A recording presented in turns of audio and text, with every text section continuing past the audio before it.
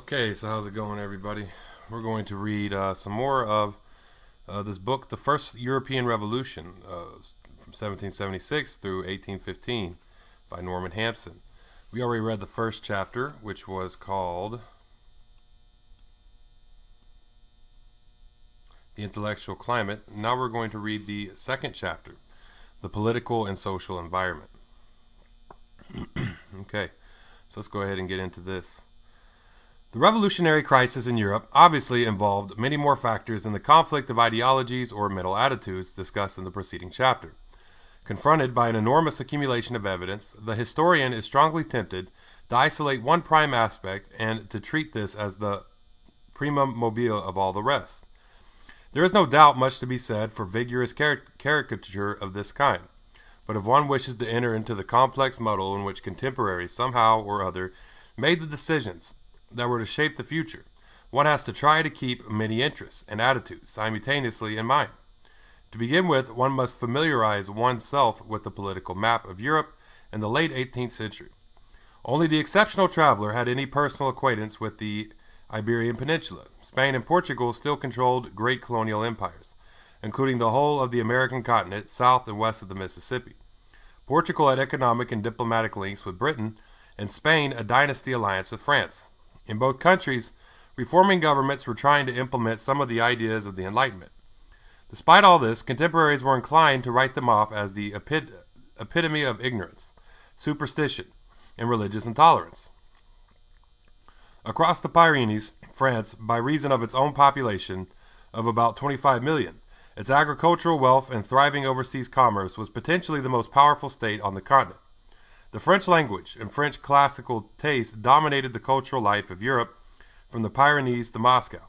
Almost everywhere, polite society spoke French. It was the language of the Berlin Academy and the Austrian diplomatic service. Politically, however, 50 years of weak government, defective finance, and inept diplomacy had almost destroyed French influence in Europe.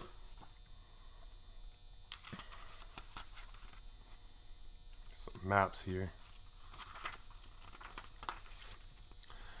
Unsuccessful in the wars of 1740 through 48 and 1756 through 63, which had involved the loss of Canada, the French revanche against Britain in the American War of 1778 through 83 completed the ruin of the monarchy's finances.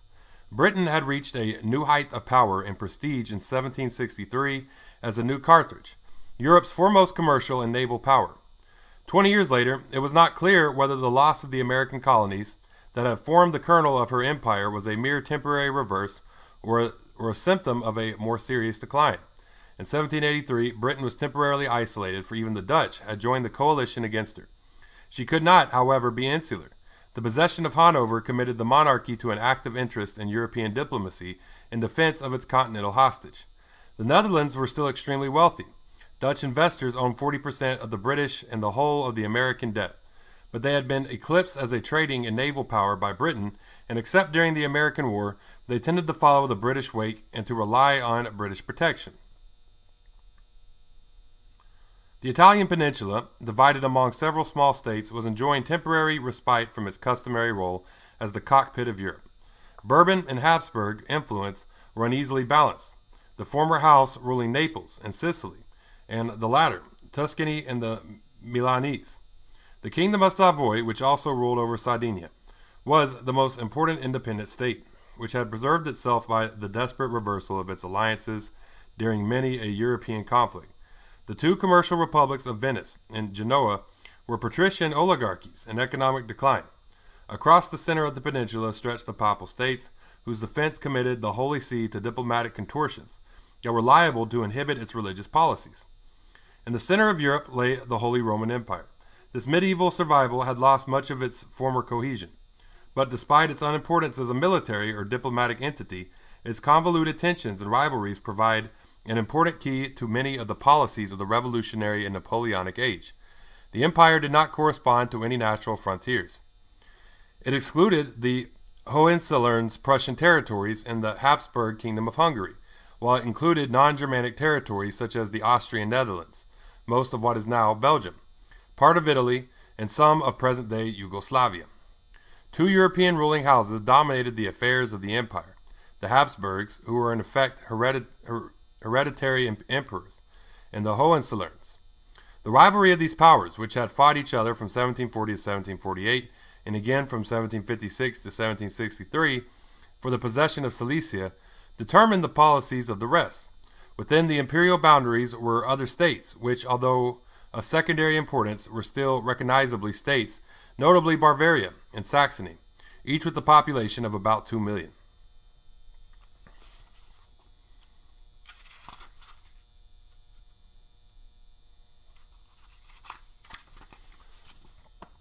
The remainder of the empire was divided among 300 lay and spiritual princes, imperial counts and knights and free cities. Some of the knights ruled fewer acres than a substantial British squire, and some of the cities had a population of less than 1,000, but all were technically autonomous in the sense that they owed only a rather shadowy allegiance to the emperor. This extraordinary survival in a Europe where political concentration was already well advanced created a very complicated tangle of interests, ambitions, and fears. Broadly speaking, the smallest units looked for protection from the encroachment of neighboring princes, to the law courts of the empire, and to Vienna as the champion of the status quo. The secondary states, which aspired to follow Prussia in attaining the status of kingdoms, resented imperial authority as a check on their ambitions. In the past, they looked for allies outside Germany, notably in France. The situation had been upset by the Franco-Austrian alliance of 1756. Henceforth, Prussia aspired to replace France as the protector of anti-Habsburg interests, especially in North Germany, while still pursuing her traditional policy of territorial aggrandizement. Prussian policies were to considerable extent dominated by the factors discussed above and by the concern to link East Pomerania with Prussia by annexing the Polish territory that separated them. For the Habsburgs, foreign policy was a much more complicated business. Their rambling dominions in the imperial title committed them in most parts of Europe. They were apprehensive of Russian expansion into Poland and the Balkans, deprived of Silesia by Prussia, and frustrated again by Prussia, in their attempt to consolidate their power in southern Germany by the exchange of the Austrian Netherlands for Bavaria. They were increasingly tempted to expand southwards into Italy and the Balkans.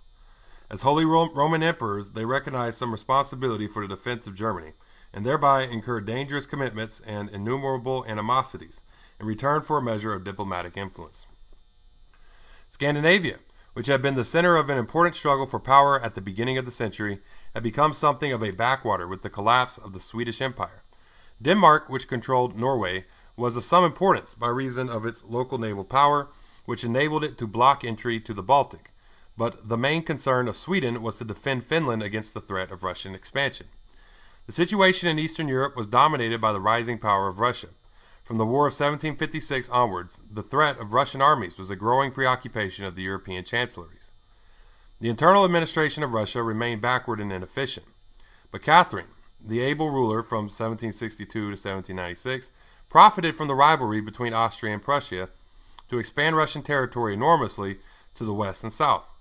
Between Russia and Central Europe lay the sprawling anarchy of Poland, an elective monarchy much bigger than France, stretching from the Gulf of Riga almost to the Black Sea, whose unfortified frontiers were defended by an army scarcely bigger than that of the Württemberg. Religious dissent, the lack of any centralized government, and the rivalries of the Polish magnates enabled Russia, Prussia, and Austria to effect a first partition of Poland in 1772. The intelligent but helpless ruler, Stanislas Poniatowski, was thereafter mainly concerned with the hopeless struggle to preserve what was left. The partition of 1772, which brought Russia to the Dniester, encouraged Catherine in her attempt to penetrate the Balkans. Europe, as the 18th century recognized it, stopped at Belgrade. With the exception of parts of the Dalmatian coast and the Ionian Islands, the Balkans were still held by the Ottoman Turks, whose empire also included the Levant, Crete, Cyprus, and somewhat tenuously Egypt. Within the Balkans, the first stirrings of Greek and Slav resistance were as yet almost imperceptible. The main threat to the Turks seemed to British observers like the younger Pritt, already worried by what was later to be known as the Eastern Question, to come from the expansion of Russia. For the time being, Austria and Russia combined their efforts against the Turks, but any significant advance by either was likely to constitute a threat to what the other regarded as its vital interests. From the viewpoint of contemporaries, civilization, whether it meant Christianity, the Enlightenment, or the sophisticated values of an aristocratic society, went no further than the Russian and Austrian outposts. If one turns from the political map of Europe to the economic organization of the states, their internal class structure, and the tensions to which it gave rise, the main problem confronting the modern reader is to forget the imminence in the Industrial Revolution, only too conscious that Western Europe was soon to begin the process of accelerating change that has transformed it so radically during the past century and a half. He is naturally inclined to look for importance, which is legitimate enough, and to visualize pre-industrial society in terms of 19th century categories, which is not. If one is to begin to understand the period as it saw itself, one must try to forget what contemporaries did not know. Only in Britain had any appreciable progress been made in the application of new techniques to industrial processes, the introduction of power-driven machinery, and the concentration of factory labor in the new industrial areas. Even in Britain, however, such things were exceptional, and though the far-sighted may have seen in them the presage of a radically different future, their immediate extent in the years before the French Revolution certainly implied no transformation of British society. A Frenchman composing a guidebook for visitors to England could still write in 1787, quote, "What are the sources of England's power? Maritime, commerce, and farming. The latter in particular is better understood there than elsewhere, and in general practiced upon different principles," end quote. Like most French visitors to England, he concentrated his attention on the south, but even in the Midlands and the north, industry was confined to relatively few areas and new machinery. New machinery was often harnessed to traditional relationships of production. British industrial production as a whole, though it had begun to increase rapidly, was still in all probability behind that of France in 1789, although Britain had taken the lead in textiles. Within the British textile industry, however, cotton still employed fewer people than wool, and most of the machinery used in the spinning and weaving of cotton was inexpensive, hand-powered, and did not imply factory production. Cartwright's power loom was not introduced until 1787. One of the immediate effects of such industrialization as there was to rectify the balance of population which had been distorted by the extraordinary growth of London towards the middle of the century. One Englishman in eight lived in London, which tended to dominate the entire economic life of the country. Early industrialization, besides developing towns such as Birmingham and Manchester, also transferred population and purchasing power to rural areas. So far as social relationships were concerned, it is important to remember that much of the inspiration in the capital for new developments was supplied by landowners. Changes in methods of production and transport did not necessarily imply a corresponding change in the social framework. To some extent, they were merely a new economic extension of the existing social order. On the continent of Europe, signs of coming transformation were rare indeed. Only in Western Europe could they be identified at all. France and the Austrian Netherlands, the most economically developed areas, were hampered by a shortage of cheap credit, by internal or external tariff barriers, and by a shortage of known sources of coal. Watts improved in steam engines were not introduced into Holland before the French Revolution, and Germany did not even possess a water frame before 1794. The important iron industry of the Urals, which was partly dependent on the conscripted serf labor, was beginning to fall behind Western Europe in technology and productivity. In these circumstances, it is obviously misleading to think in terms of any radical change in the methods of industrial production. There was certainly economic progress, especially where maritime trade was concerned, but this was due to the development of familiar methods of production and exchange. Nowhere did the process present any obvious change to the existing social order. This social order was everywhere, aristocratic in the sense that it presupposed the natural inequality of man, social status being conferred on a permanent basis by birth, hereditary title to land or office, or the kind of fixed unearned income known in France as rentes. I'm not sure how to pronounce it, maybe rents. Social rigidity varied considerably throughout Europe. British society was the most open, with nobility restricted to a comparatively small number of families, and their eldest sons, and noble status conferring few formal privileges. In France, an abolishment was largely a matter of money and commoners. And commoners could buy fiefs. But the ennobli was not recognized as a gentilhomme. From 1760 onwards, only those who could trace their noble descent back to 1400 could be presented at court, and it was becoming increasingly difficult for the recently ennobled to advance themselves in the church, the army, or the law. In Germany, the distinction of blood was sharper still. Prussian commoners were debarred from buying noble estates, and the Prussian Code of 1794 refused to recognize commoners as the legitimate wives of nobles. Even in a mercantile republic like Venice, aristocratic values had become so firmly entrenched that the playwright, Goldoni, had to modify the ending to his adaptation of Richardson's Pamela, lest his hero should forfeit his patrician nobility by marrying a commoner. But whether the line were rigid or elastic, in all countries the distinction between the noble or gentleman and the rest of the population was the cardinal fact of social life. The former lived by his own code of honor, which preserved visible continuity with his alleged feudal ancestors. He was more than a subject and not yet a citizen. This code of honor, sanctioned by the duel, was a reminder, not merely of his hypothetical military origins, but also the very real fact that he was not wholly subject to the law of the state. Boswell justified dueling as a form of private warfare. The release of captured officers on parole was a similar example of the state's recognition that the gentleman's personal code of honor took precedence over the national interests of the state. Nobles were no more indifferent than their inferiors to their own economic advantage, but they could only enrich themselves in certain approved ways. Since they were expected to live in accordance with their station and would lose prestige by overindulging in the bourgeois virtues of thrift and parsimonious housekeeping, they tended to become increasingly short of ready money in an age when the rising cost of gracious living made heavy demands on their liquid resources. They consequently tended to show more interest in developing the economic possibilities of their estates, for example, by exploiting mineral resources.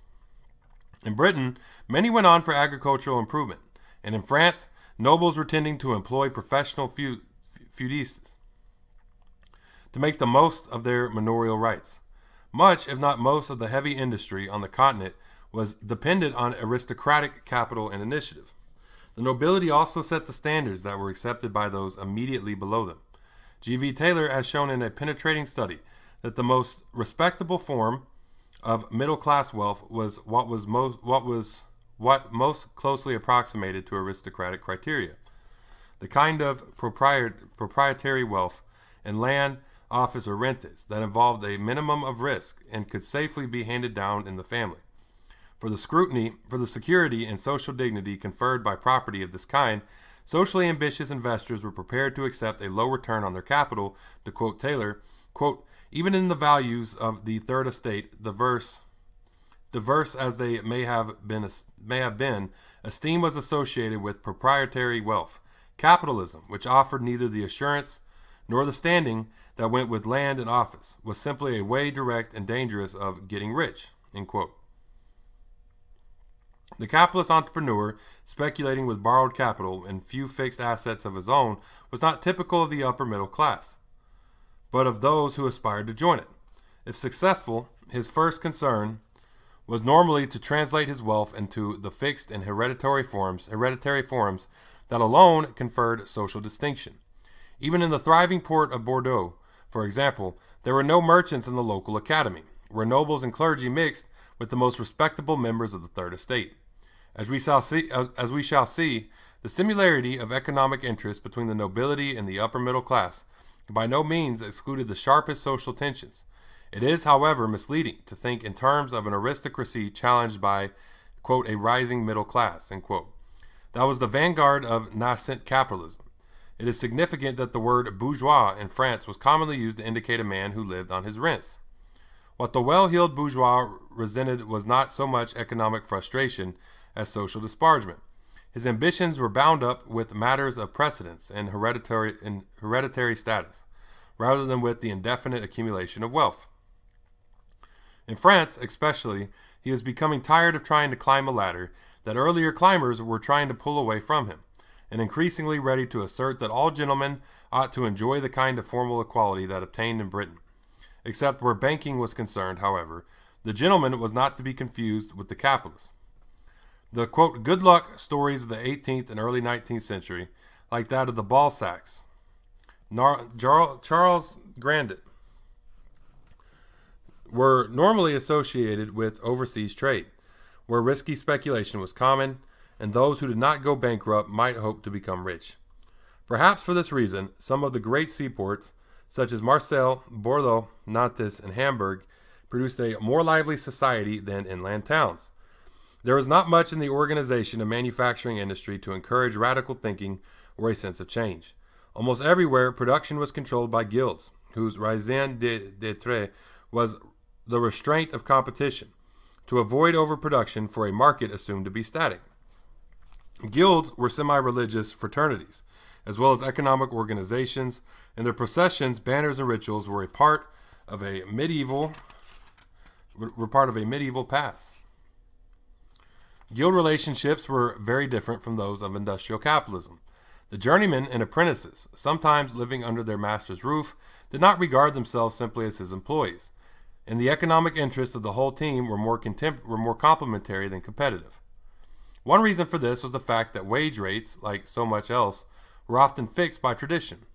The pay of dockyard workers in the state arsenals of France, for example, did not vary during the 20 years before the Revolution. Standards of living were determined mainly by the fluctuation of food prices, so that all members of a craftsman guild were united by a common economic interest against those who grew and sold corn.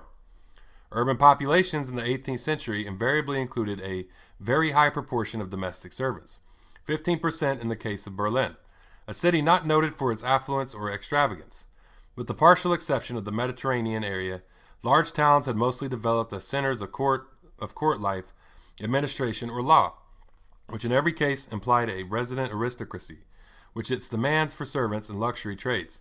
Stuttgart had 250 tailors in a total population of only 18,000, and there were more goldsmiths than clothmakers in Munich. The servants, of course, observed a special hierarchy of their own. Madame Roland, who was to distinguish herself during the Revolution, was impressed as a girl by the way in which the upper servants in one noble household aped the manners and language of their mistress, whose cast-off clothes contrasted with the sartorial sobriety of the artisan family to which she herself belonged. A substantial section of the population of any important town was therefore directly dependent on the upper classes for its livelihood, a fact that was to cause both distress and suspicion during the French Revolution. Despite a heavy and continuous influx of population from the countryside into the towns, the two were sharply separated, especially in Eastern Europe, where peasants were mostly serfs and townsmen often foreign colonists. Even in the West, the town octroi, or customs post, was a psychological as well as an economic barrier, dividing consumers from producers of food. In some states, such as Prussia, town and country were treated almost as separate estates of the realm, for both fiscal and legal purposes. In Western Europe, most peasants were technically free, but the village was often dominated by its lord through his court, his manorial privileges, and his economic power as employer and supplier of food in times of scarcity. With the exception of Britain and parts of Flanders, agriculture was generally primitive, methods were traditional, and productivity was low. The open fields had to be managed as single units, which not only impeded improvement, but tended to give peasants a somewhat collective attitude towards their associated property. The village performed its agrarian ritual in unison, and was often collectively responsible for such obligations as the maintenance of its church and the collection of local taxes. There is some evidence to suggest that increasing population and rising prices were encouraging a sharper social stratification, in the sense that great landowners and yeoman farmers were extending their holdings at the expense of the poorer peasantry. The tensions thereby created varied from place to place and from year to year. A good deal depended on personalities. When harvests were good and the lord of the manor reasonable, the peasants would put up with a good deal. In times of dearth, the absence of any effective rural police facilitated violence, but usually short-lived riots that flared up in every country. Governments and local magistrates were sometimes more sympathetic to the rioters than were enlightened in quotes, economic theorists, alarmed at any threat to property. But they rarely had any scruples about hanging those assumed to be the leaders. Impecunious nobles or acquisitive commoners who had bought estates as an investment were perhaps becoming more rapacious in their exploitation of manorial rights. But to describe this as a feudal reaction is an oversimplification. From the peasant's viewpoint, the real villain may have been one of his rather more than affluent neighbors, acting as the lord's agent. But however complicated the pattern of local animosities, it was the existence of manorial rights. Whoever owned or collected them, that was the source of much of the trouble, and there was material here, given national leadership, for a genuine agrarian revolution. Over much of Europe, east of the Elbe, conditions were significantly different from those that obtained in most of the West. The three main characteristics of rural society in the East, all of them interrelated, were the predominance of serfdom, the prevalence of great magnates owning enormous estates, and central government, which was either too weak to enforce effective control over the nobility, as in Poland and to some extent Hungary, or had come to terms with them in Russia and Prussia. During the 17th century, there had developed a kind of continental division of labor, with the expanding towns of the West relying for part of their food supplies on the export of grain from the great estates in the East. The development of these estates by powerful nobles led to a marked expansion of serfdom, which, in the case of Russia, continued until the end of the 18th century. As a result, power came to be shared between a ruler responsible for defense and the maintenance of national order, and magnates who were virtual viceroys on their own estates. One consequence of this was that it was generally impossible for the ruler to make the countryside pay any appreciable amount of direct taxation, since the nobility resented parting with any of the surplus wealth produced by their serfs. Taxation, therefore, fell most heavily on the towns, either directly, as in Prussia, or by manipulation of the tariff barriers against urban exports from Hungary into Austria. With the exception of capitals, towns in Eastern Europe failed to develop. The entire urban population of Hungary was only two-thirds that of Paris and Krakow. The second city of Poland had only 16,000 inhabitants.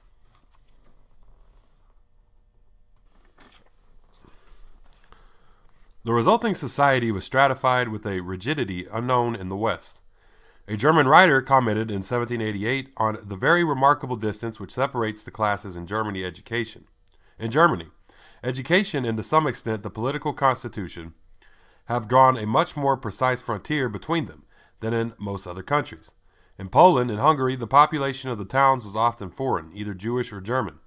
Serfs were not free to migrate to the towns, and townsmen were not entitled to buy land.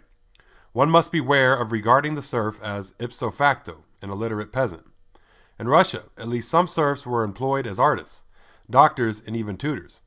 And it was not unknown for serfs or for son of serfs to reach high positions.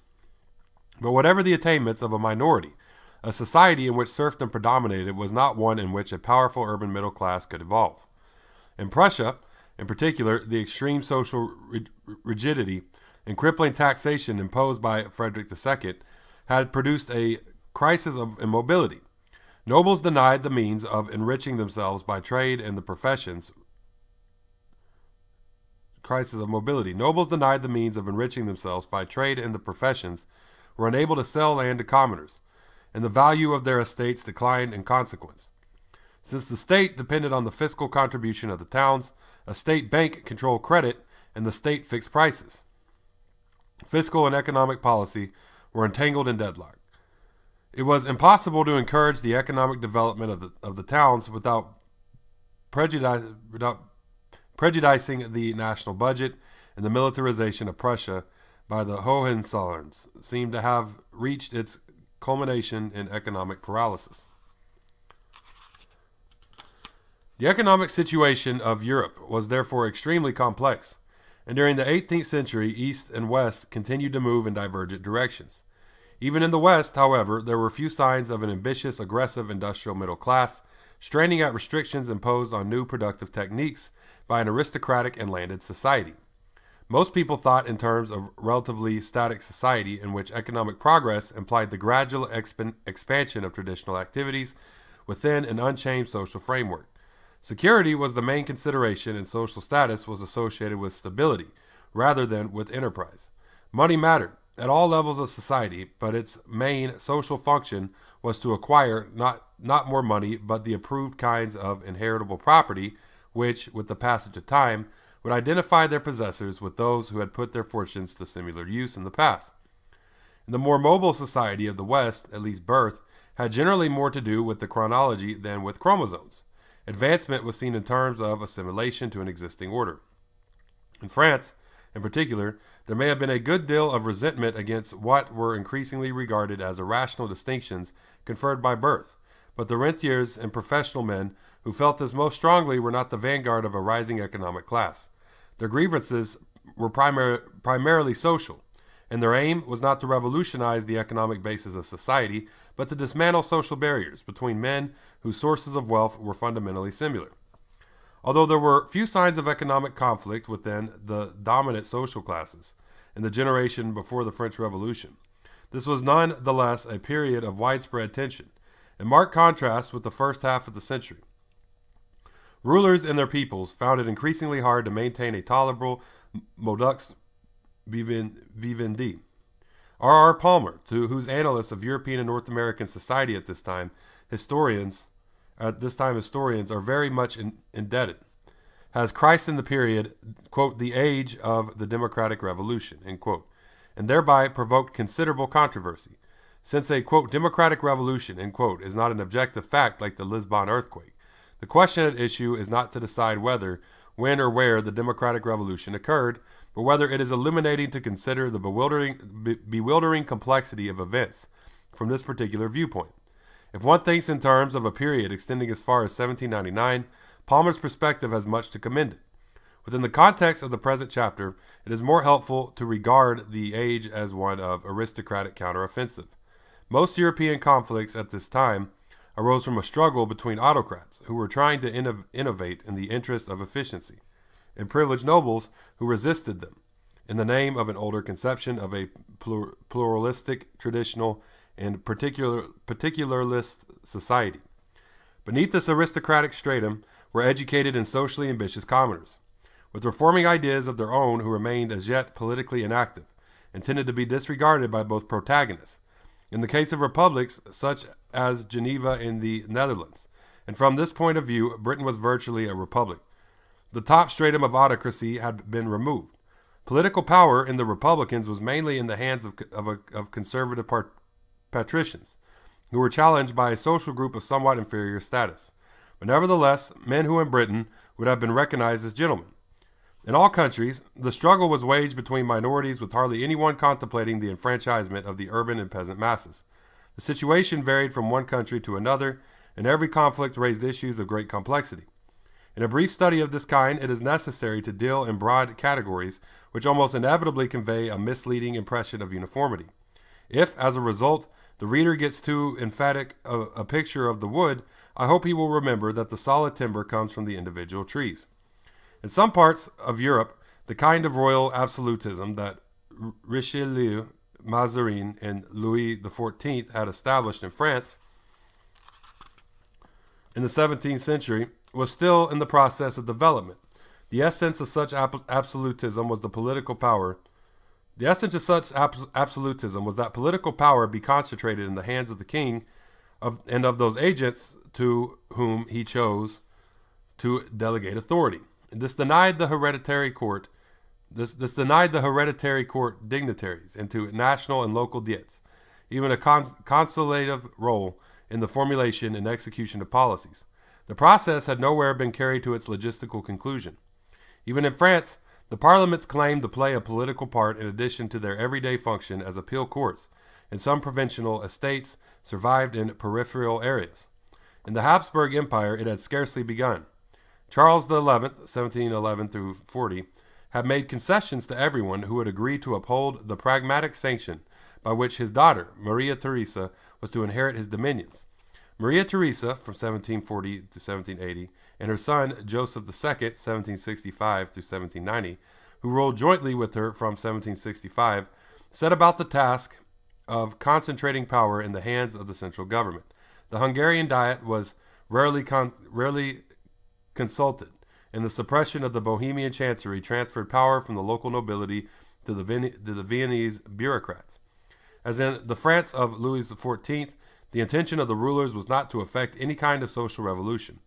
Despite their resistance to her policies, Maria Theresa feared what she called, quote, the destruction of the magnates, of the specious pretext of protecting the majority, which appears to me unnecessary and even more unjust, end quote. The same kind of centralizing movement was to be found in several of the lesser states of the Holy Roman Empire, where it encountered similar resistance from privileged diets. Not even in France, where there was a growing reaction against royal absolutism, did the monarch consider outflanking his opponents by cooperation with the urban middle class. Kaunitz, the intelligent chancellor of the Habsburg, appeared to suggest something of the kind in 1763, when he wrote in a report, quote, the other sovereigns of Europe are also restraining noble privileges more and more, for the real strength of the state rests on the majority of its servants, that is, on the third estate, end quote. But perhaps he merely meant that the state should protect the third estate and its own revenues from excessive exploitation by those who paid few taxes.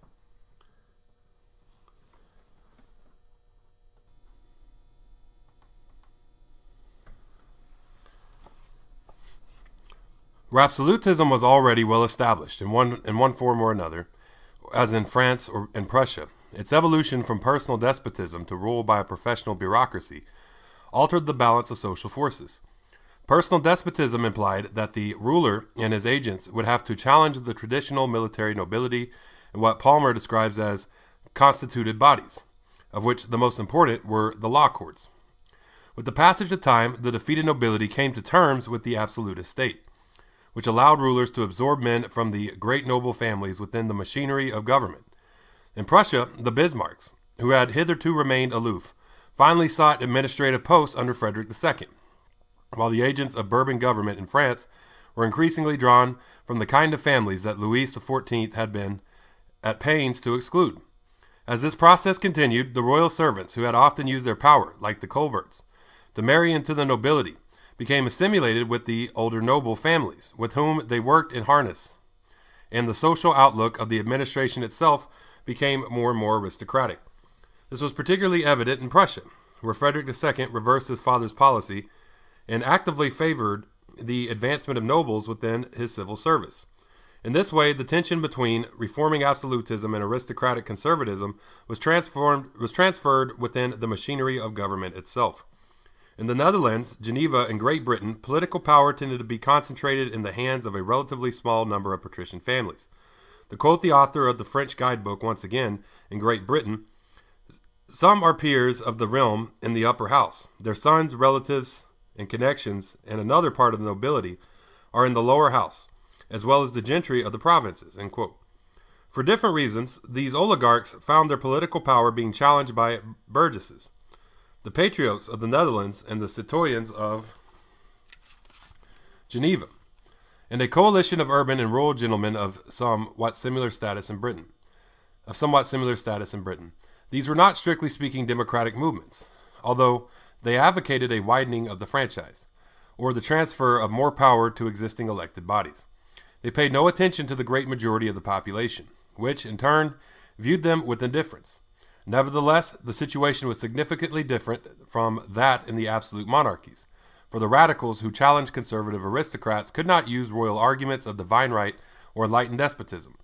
If they invoked tradition, they were liable to be outbid by their opponents. Willy-nilly, and with whatever mental reservations, they were obliged to appeal to natural rights and to conjure up the disquieting genie of popular sovereignty.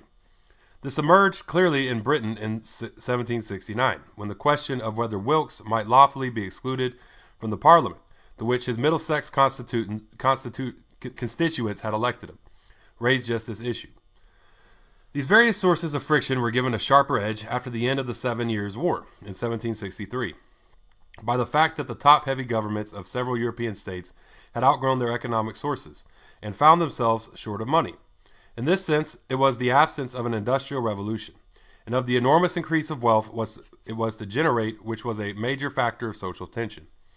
Rulers looked anxiously for new sources of revenue, which, in continental Europe, normally meant taxing the nobility and those favored communities hitherto protected by the traditional immunities.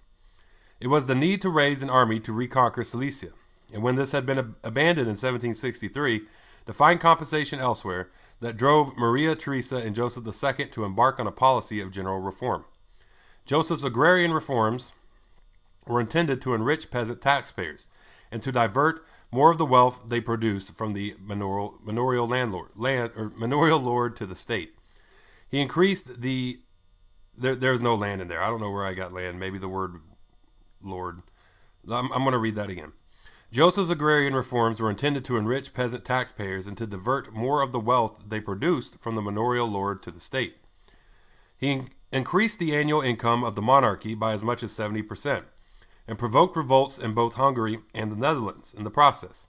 Similarly, it was the British search for additional sources of taxation that set off the revolt of the American colonies. When France had ruined herself in the American War, the desperate effort of Calonne to rescue the bankrupt absolutism of Louis XVI and set it on a stable fiscal basis provoked a revolt of the privileged orders, which in turn set off the revolution. While it would be foolish to overlook this direct conflict of financial interests, it would be short-sighted to assume that this was the only way in which contemporaries looked at the confusing new situation in which they found themselves struggling. Isolated speculators like Beaumarchais notwithstanding, the American Revolution did not catch the imagination of educated Europe as a tax strike or an opportunity for profitable war contracting. When financial interests were directly involved, they tended to appear decently dressed in principles. To assume that the one motive was a more effective stimulus to action than the other is a somewhat cynical profession of faith, rather than a historical argument. If one looks at the statements by which those concerned encouraged each other, these arguments, which they themselves would have recognized as reflecting their opinions, one can distinguish two general attitudes. The absolutists, and more especially the professional civil servants, embodied the practical outlook of the philosophies. Impatient of a qualitative society based on birth, prescriptive rights, local privileges, and general confusion, they sought efficiency by the imposition of uniform rules. To impose order on the prevailing chaos implied strong central government and uniformity of administration, irrespective of the time-honored practices of the past. The national advantage to be obtained from internal free trade, for example, overruled any charter that entitled some magnate to levy a toll. It was a rational as well as advantageous to the exchequer if fiscal burdens were made proportionate to the resources of the taxpayer. To the bureaucrat, land, the main source of wealth, was essentially soil of the greater or lesser fertility to be surveyed and assessed, rather than the terra noble that conferred status on its owner. Men whose careers lay in a national administration, like Kosciuszko in Prussia, Turgot and Calonne in France, were continually falling foul of traditional privileges, which they equated with inefficiency. Quote, Gothic barbarity and the sentimental antiquarianism,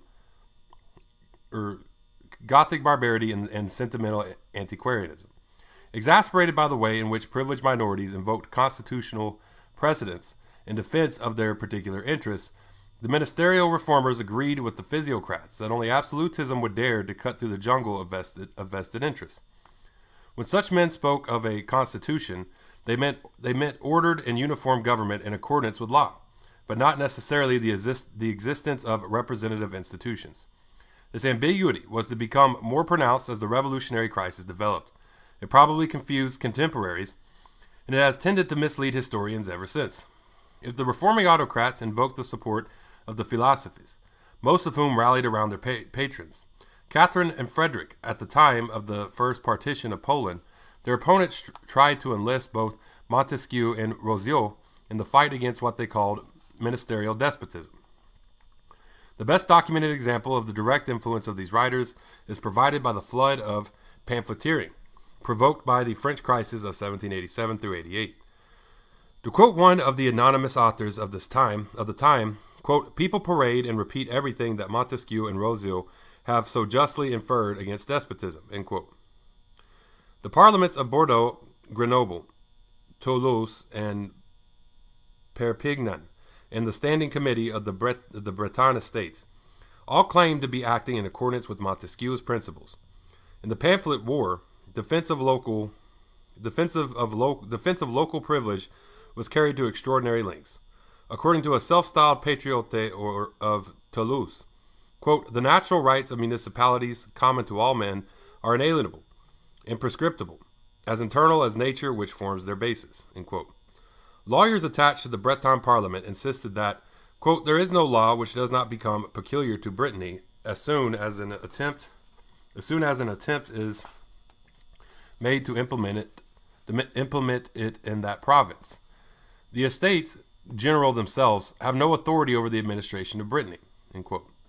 Such traditional protests were reinforced by a growing insistence on the natural rights of man and on popular sovereignty, in terms that sometimes paraphrase du contrat social. Even the Parliament of Nancy and the Avocat General of Rosillon asserted the existence of the inalienable natural rights. As anonymous pamphlet stated bluntly, quote, sovereign power is therefore the exclusive possession of the Estates General of the realm. The source of all political power lies within the nation alone, end quote. A pamphlet read before an assembly of the Breton nobility formed a link between the moralizing of Rousseau and Robespierre's cult of virtue. Quote, can a king coexist with a good government? Yes, but if they were more upright, avec plus de vertus, men would have no need of one. The monarchical state is useful for the government of corrupted nations, end quote.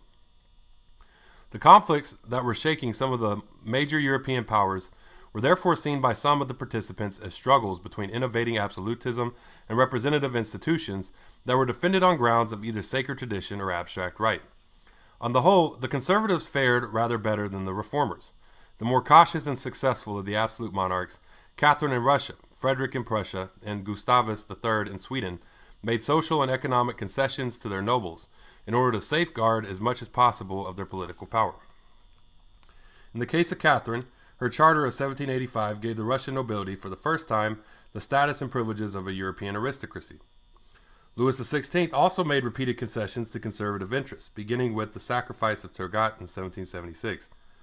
Where sovereigns tried to effect major social and economic changes, they were successfully defied by privileged orders who went as far as open revolt.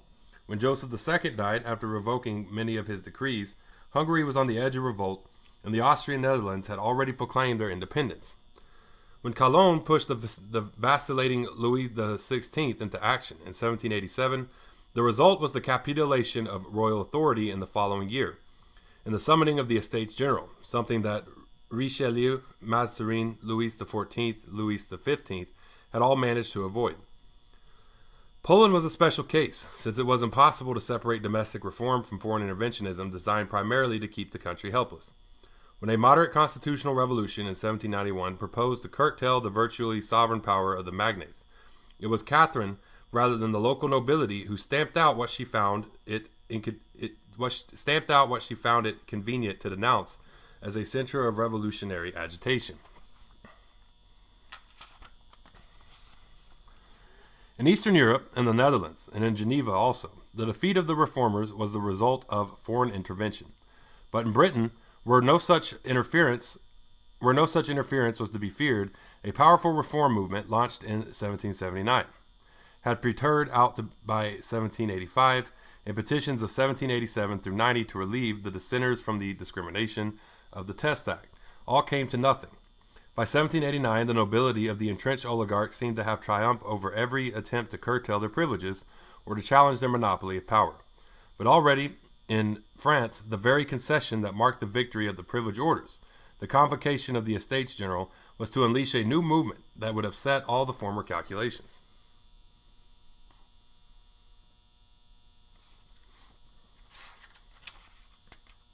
Okay, yeah.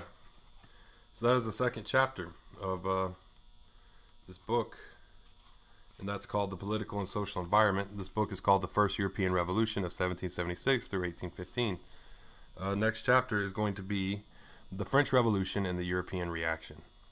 that will be the next chapter we read. So thank y'all for tuning in. Facebook, Twitter, YouTube, TikTok, Tumblr, Medium, all of these are Marxists. Like me on Facebook, follow me on Twitter, subscribe to me on YouTube, hit the notification bell, and check out my writings on Medium, which I will be trying to have more of very soon. I already have some up there. Yeah, thank y'all for tuning in. Y'all have all those are Marxists. Y'all hit me up there. Y'all have a great day, and do dada goy.